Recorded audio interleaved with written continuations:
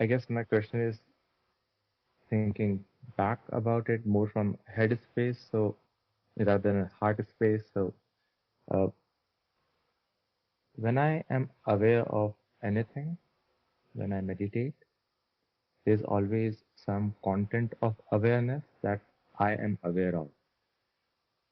Uh, so it seems that I cannot access this calm, silent, non-dual space that you're talking about because it's always an awareness of something. Mm-hmm. And that thing then by definition is distinct from me. I'm assuming that I am aware of something. So, Right. and if, and if, and if that is not the experience, I don't know how to describe it. So I often, uh, I don't know, falling asleep would not be a good word, but I don't have any, so all recollections are recollections of something or other. So how do you get into that Yeah. non-dual space? Yeah, that is a direct question, right? Because we're so trained to be aware of or attend to the objects that are arising within awareness. That's what an individual is at its core. An individual or an ego or a person, the sense of me, how that stays alive is by attending to objects in the world, the objective world.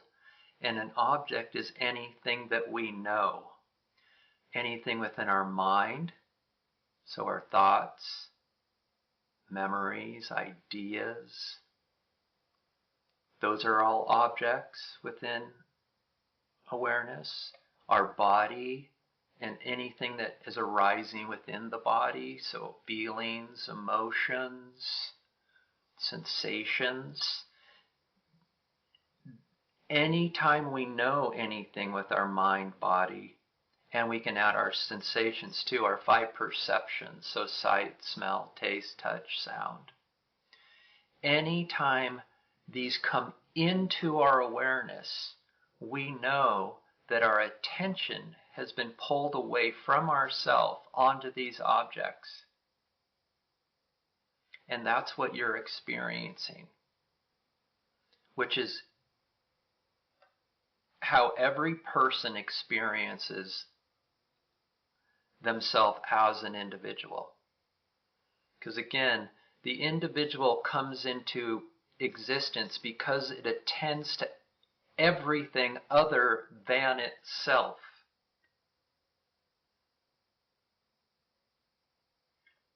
And so your question, how do I turn my attention away from these objects that I'm experiencing within meditation to come back and rest in being?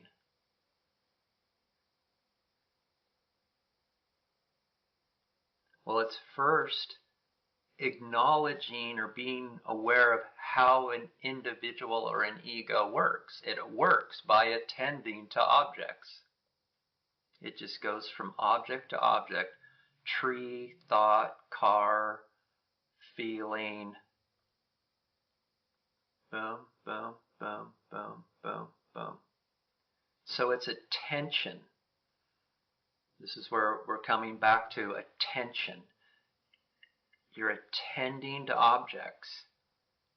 What self-enquiry is turning that attention, acknowledging that you're thinking, for example, and you're acknowledging that, okay, I'm thinking.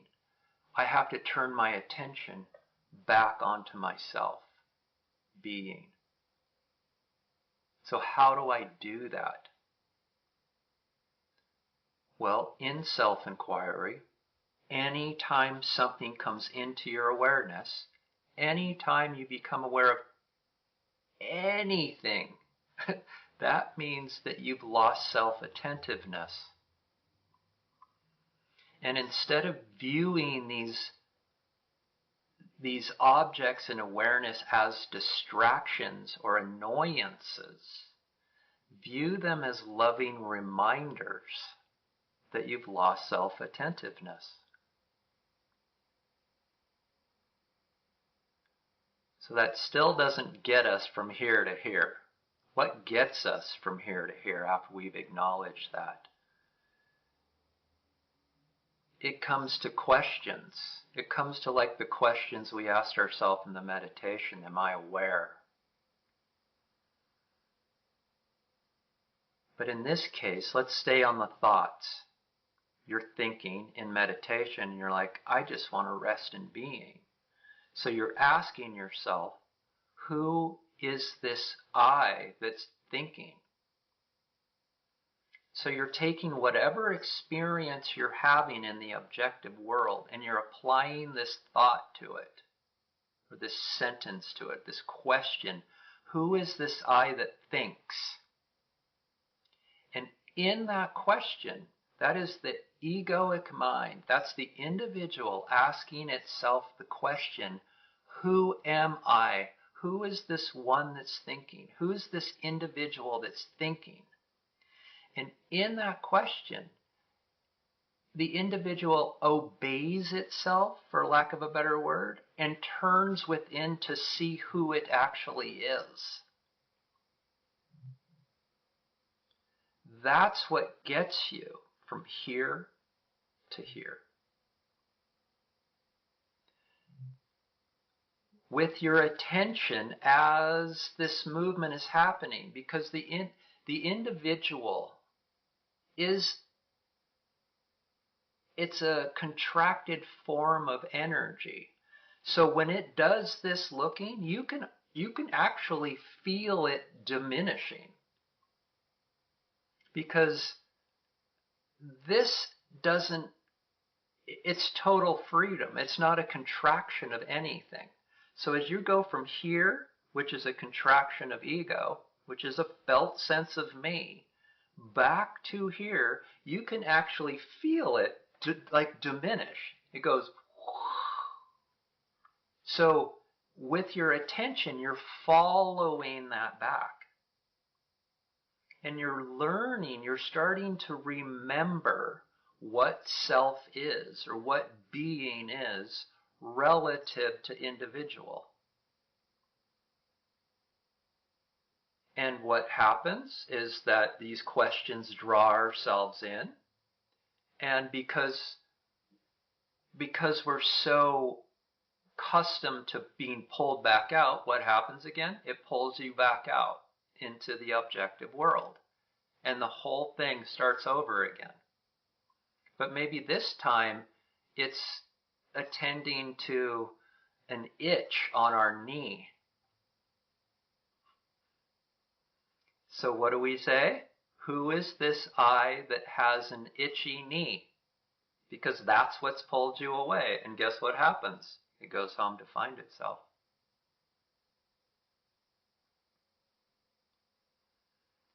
And all of these, and at first, this is going to happen a lot.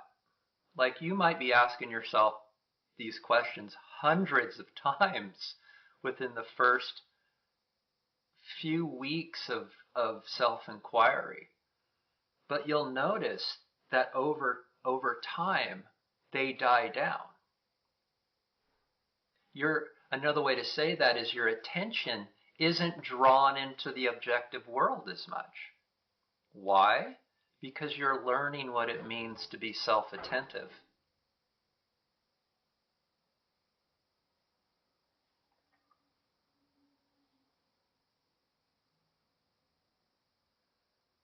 The other question is, who am I? So who am I is more like a broader question that delivers the same results. Because there's sometimes you'll just realize in self-inquiry that I've lost self-attentiveness, but I don't know why. But I know I have. And so this is when the who am I Just it's kind of like a broad net. It kind of picks up everything. But it's doing the same thing. It's drawing you in to investigate and remember the presence of self, which is non-objectiveless. It's not a thing. It has no form or name. It's just the direct experience of being, which is experienced as peace.